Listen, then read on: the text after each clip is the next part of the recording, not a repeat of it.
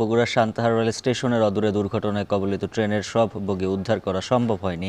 এতে ঢাকার সঙ্গে উত্তরাঞ্চলের 5 জেলার সরাসরি ট্রেন যোগাযোগ স্বাভাবিক হয়নি। সান্তাহার রেল স্টেশন থেকে সবশেষ খবর জানাতে যুক্ত আছেন মাজিদুর রহমান।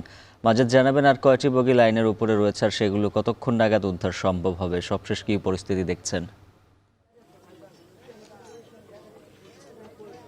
হ্যাঁ উজ্জ্বল, আপনি জানেন যে গতকাল যে 2টার সময় নীলসাগর এক্সপ্রেস সেটি সান্তাহার স্টেশনের অদূরে অর্থাৎ 2 কিলোমিটার উত্তরে এখানে লাইনচ্যুত হয় এবং লাইনচ্যুত হওয়ার পরে 9টা বগি কিন্তু পড়ে যায়, লাইন থেকে বেশ দূরে পড়ে যায়।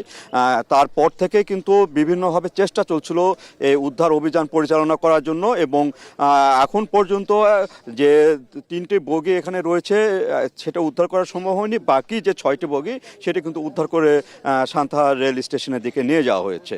আর এখানে যে দুর্ভোগের কথা বলা হচ্ছে, এখানে ঈদে ঘরমুখো মানুষের যে দুর্ভোগ সেটা কিন্তু এখনও আমরা লক্ষ্য করছি। পাশের যে সান্তাহার এবং সাতিয়ানগাম স্টেশন সেখানে কিন্তু যে রেলওয়ে ট্রেনগুলো যে থামছে সেখান থেকে আবার ফিরে যাচ্ছে উত্তরের ট্রেনগুলো উত্তরের দিকে এবং দক্ষিণ পূর্বের ট্রেনগুলো দক্ষিণ পূর্বের দিকে ফিরে যাচ্ছে।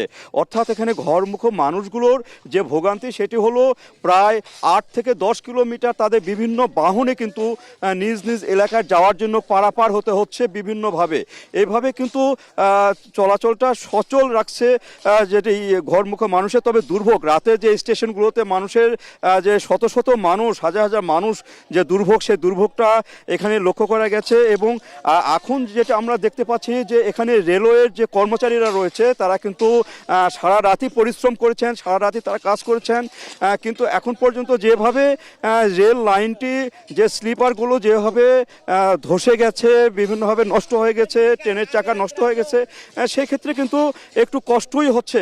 এবং এটি মনে হচ্ছে যে 10টি, যদিও বলছে রেল কর্মকর্তারা 10টার দিকে এটি স্বাভাবিক হতে পারে, কিন্তু আপাত দৃষ্টিতে মনে হচ্ছে না 10টার দিকে সম্ভব।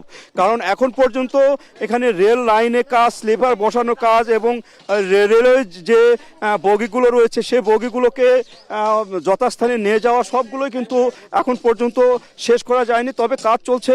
এখানে 2টি যে রিলিফ ট্রেন, সে 2টি রিলিফ ট্রেন কিন্তু ইতিমধ্যে কাজ শুরু করেছে এবং কাল 8টার থেকে কিন্তু কাজ তারা শুরু করেছে।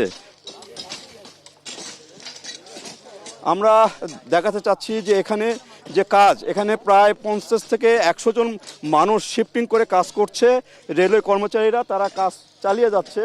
তবে এখন পর্যন্ত তারা কোনো কিছু আসেনি, মানে সমাধান এখনও হয় নাই। হয়তো 12টার কিংবা 10টার পরে এই ট্রেন সরাসরি যে যোগাযোগ সেটি হয়তো স্থাপন হতে পারে বলে মনে করছেন এখানকার রেলওয়ে কর্মকর্তারা। আর এখানে যে দুর্ঘটনা কবলিত যে ট্রেনটি ছিল নীলসাগর, তার এখানে চালক এখন পর্যন্ত পলাতক রয়েছে। আর এখানে চার সদস্য বিশিষ্ট কমিটি করা হয়েছে, সেই কমিটিরা তারা কাজ করছেন। তো এই ছিল উজ্জ্বল আমার কাছে দুর্ঘটনা কবলিত স্থান থেকে সর্বশেষ। মাজিদুর রহমান জানাচ্ছিলেন বগুড়ার ট্রেন দুর্ঘটনার সবশেষ খবর।